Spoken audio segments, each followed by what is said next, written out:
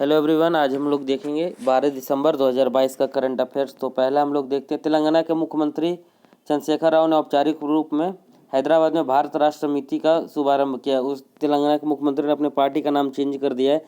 इसी के रिगार्डिंग है कि भारत के चुनाव आयोग ने तेलंगाना राष्ट्र समिति TRS का नाम बदलकर भारत राष्ट्र समिति के रूप में करने की मंजूरी दे दी है।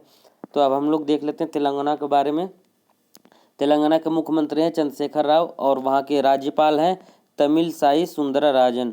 जो वहाँ के मुख्यमंत्री हैं तमिलसाई सुंदरराजन। और वहाँ पे जो नेशनल पार्क है केविया राष्ट्रीय उद्यान है, अमरावती टाइगर रिजर्व है, कावल टाइगर रिजर्व है और पाखल झील वाइल्ड लाइफ सेंचुरी है, पोचाराम बांध भी है वहाँ पे और वन्यजीव अभ्यारण्य भी है।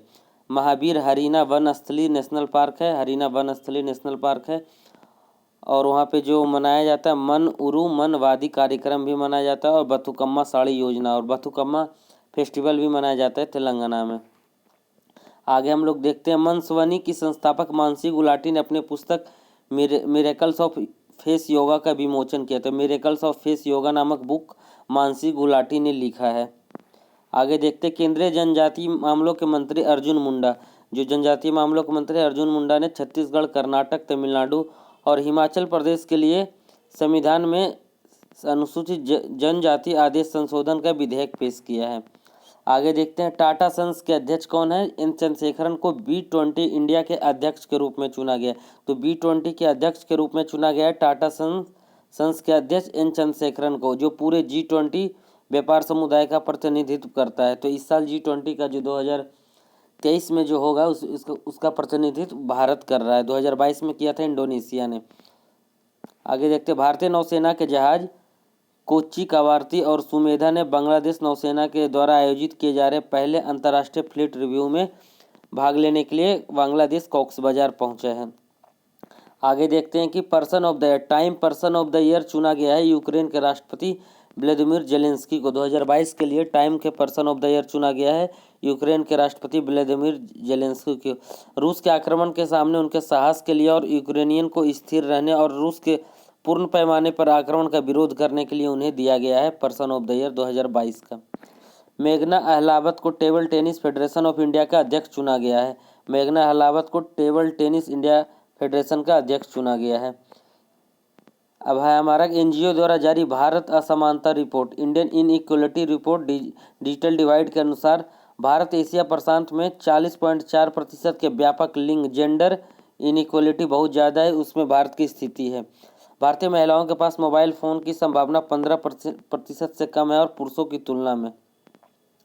आगे देखते हैं कि IIT मद्रास ने ओशियन वेव एनर्जी कन्वर्टर विकसित किया है। IIT मद्रास ने ओशियन वेव एनर्जी कन्वर्टर विकसित किया है जो समुद्री तरंगों से बिजली उत्पन्न कर सकता है। तो जो समुद्री तरंगों से बिजली उत्पन्न कर सकता है वैसा ओशियन वेव एनर्जी कन्वर्टर विकसित किया है IIT मद्रास ने।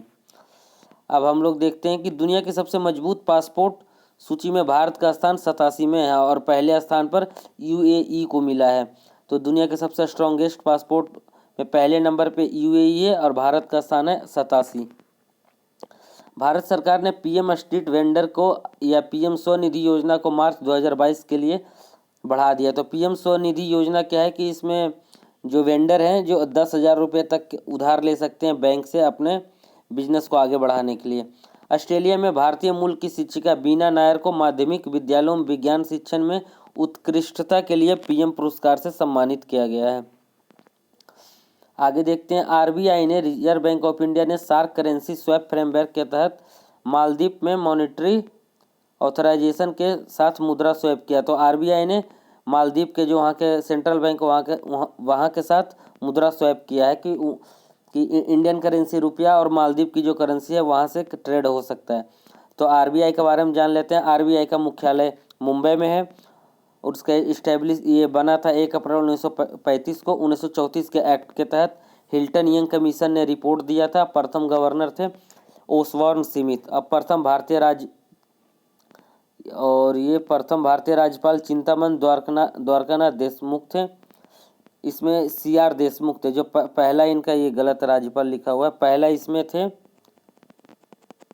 पहला RBI के गवर्नर थे CR देशमुख जो भारतीय थे और जो अभी हैं वर्तमान में वो शशिकांत दास हैं। शशिकांत दास हैं। केंद्रीय मंत्री अनुराग सिंह ठाकुर ने चेन्नई में भारत के पहले ड्रोन कौशल प्रशिक्षण का उद्घाटन कहाँ किया गया? चेन्नई में किया गया है। ये किया गया है अनुराग ठाकुर के द्वारा। उन्होंने गरुड़ एरोस्पेस ड्रोन यात्रा ऑपरेशन 777 ऑपरेशन 777 को झंडी दिखाकर रवाना किया। तो तमिलनाडु के बारे में जान लेते हैं। तमिलनाडु का मुख्यमंत्री है M.K. स्टैलिन और वहाँ पे जो राज्यपाल हैं वो R.N. रवि हैं।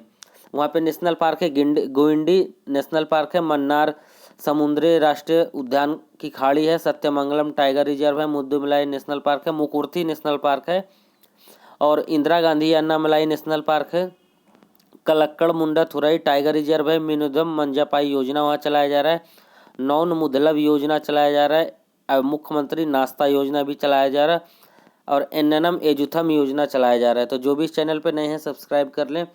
तो इस एक बार रिवीजन के लिए देख लेते हैं कि भारत के पहले ड्रोन कौशल प्रशिक्षण कहाँ किया गया? ये चेन्नई में किया गया है। भारत ने मालदीव के साथ करेंसी स्वैप का हस्ताक्षर किए हैं।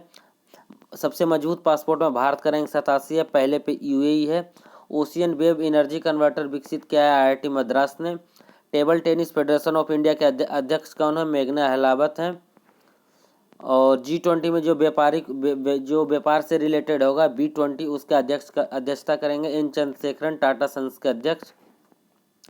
और है miracles of face yoga book का विमोचन किया मानसी गुलाटी ने। बस यही है। Thank you.